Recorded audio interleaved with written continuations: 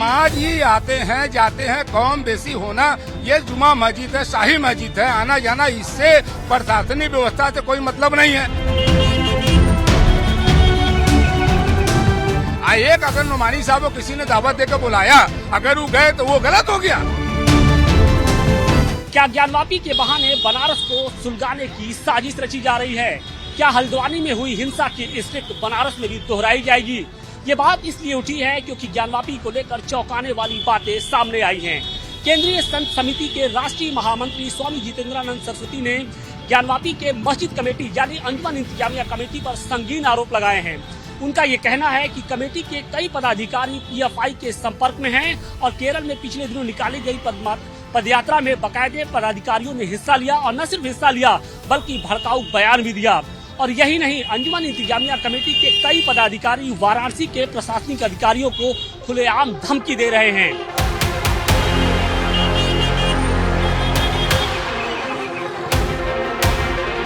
ज्ञानवापी में जुमे की नमाज अब खत्म हो चुकी है और नमाजी अब एक एक कर अपने घरों की ओर वापस लौट रहे हैं। मुख्तार भाई, ये बताइए कि आम दिनों में हम देखते थे कि जुमे की नमाज में इतनी संख्या में जो ज्ञानवापी परिसर के अंदर नमाजी नहीं आते थे। आमतौर पे 500 से 1000 की संख्या होती थी, लेकिन अब हम देख रहे हैं कि वो संख्या लगभग 2 से 3 गुना हो गया है। तो किस बात का डर है? कहीं इस बात का तो आपको आशंका नहीं है कि जिस तरीके से अयोध्या में जो बाबरी मस्जिद था वो छीना गया, उसी तरीके से ज्ञानवापी मस्जिद छीन ली जाएगी? देखिए, पहली बात तो ये है कि जो सवाल आप कर रहे हैं कि कोई डर है अयोध्या मस्जिद छीन ली गई थी, ऐसी बात नहीं है। अयोध्या का जो प्रकरण है वो मुकदमे चले, सुप्रीम कोर्ट ने बाकायदे ऑर्डर किया, उस न्यायपालिका से हम लोग कार्यपालिका गए और सुप्रीम कोर्ट के ऑर्डर से वहाँ राम मंदिर का निर्माण हुआ और बना, उनके हक में गया। मुकदमावादी प्रतिवादी दोनों लड़ते हैं, यहाँ भी हम लोग मुकदमा लड़ रहे हैं, हम लोग को प्रतिवादी बनाया गया। जो न्यायालय से आदेश आएगा उसको माना जाएगा। और कोई आरोप लगाता है अनर्गल और ये कि मुफ्ती साहब यहाँ गए, ये बात देखिए, ये बात इसलिए उठी है क्योंकि आम दिनों में जो संख्या होती थी, ये आप भी जानते हैं, हर कोई जानता है कि आसपास के दलमंडी और बेनियाबाद और आसपास के ही लोग नमाज अदा करने आते हैं। लेकिन अब जो उनकी संख्या है वो पीलीकोठी से आते हैं, दुल्हीपुर से आते हैं, लोहता से आ रहे हैं। ये क्या कोशिश की जा रही है? सवाल इसको लेकर है और यही कारण है कि जो प्रशासन की चौकसी भी आप देख रहे हैं, चाहे दालमंडी में हो या फिर जो ज्ञानवापी परिसर के बाहर हो या फिर आप किसी भी जो सेंसिटिव इलाके हैं वहाँ पे चौकसी बढ़ा दी गई है। तो कहीं ना कहीं इनपुट जो है वो लगातार मिल रहे हैं। ऐसी बात नहीं है। जो आप बात कर रहे हैं कि ये प्रकरण चलने से ज्यादा भीड़ यहाँ हो रही है, तो ऐसी बात नहीं है। आप शायद इतिहास नहीं पढ़े हैं। ये मस्जिद आज से जो लगभग 600 साल पहले जब बनी, इसका नाम ही जुमा मस्जिद, शाही मस्जिद कहे गए। हमारे इस्लाम धर्म में है ना कि हर जिले की 2-1 मस्जिदें बड़ी होती थी। आम दिनों में हर मस्जिद पर नमाज होती है, मगर सवाल इस बात का है कि 31 जनवरी के पहले इतनी संख्या में जो नमाजी थे वो नहीं आते थे, लेकिन अब 31 जनवरी के बाद जब ज्ञानवापी के अंदर पूजा पाठ शुरू हो गया है तो उसके बाद से जो संख्या है वो लगातार बढ़ती जा रही है। सिर्फ ज्ञानवापी परिसर के आसपास ही नहीं बल्कि दूर दूर से जो नमाजी है वो आ रहे हैं और कहा यह जा रहा है ये ताकत की नुमाइश की जा रही है। गलत बोल रहे हैं आप, ऐसी बात नहीं है। आप बताइए, आप भी रहे हैं, यही पूरा प्रशासन भी यही रहा। 2022 में नहीं रहे?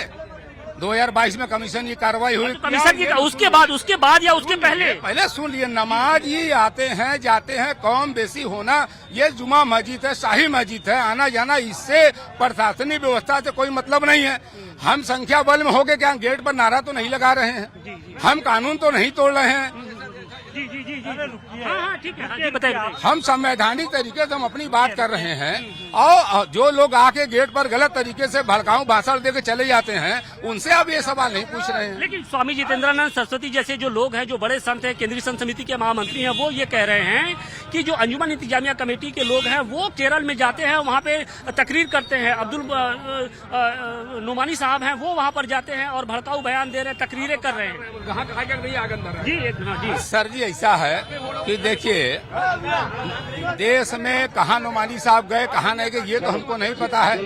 सवाल ये बात का है कि आप इस तरह के इल्जाम लगाएंगे, कोई कहीं जाएगा तो दिल्ली से विष्णु जैन बनारस आके तरह तरह के बात बोले, हम लोग तो आपत्ति नहीं कर रहे हैं। कहाँ के लोग बनारस में, क्या बनारस में कोई वकील नहीं था कि विष्णु शंकर हरिशंकर जैन बनारस में आ रहे हैं? तमाम देश विदेश से लोग यहाँ आ रहे हैं पूजा करने, मीटिंग करने, हम लोग नहीं जान रहे हैं। एक अगर नुमानी साहब को किसी ने दावत देकर बुलाया, अगर वो गए तो वो गलत हो गया। अपनी बात कहना, पूरे देश में रहना, वो गलत है। अगर वो गए थे गलत इस वजह से है क्योंकि हल्द्वानी में हिंसा हुई, देखा कि हल्द्वानी किस तरीके से जला। उसके बाद बरेली में जिस तरीके से हजारों की संख्या में जो लोग थे ज्ञानवापी के बहाने सड़कों पर आ गए, और कुछ वही कोशिश यूपी के तमाम शहरों में की जा रही है। ऐसी बात नहीं है। हमारे यहाँ अमन अमान का बात है।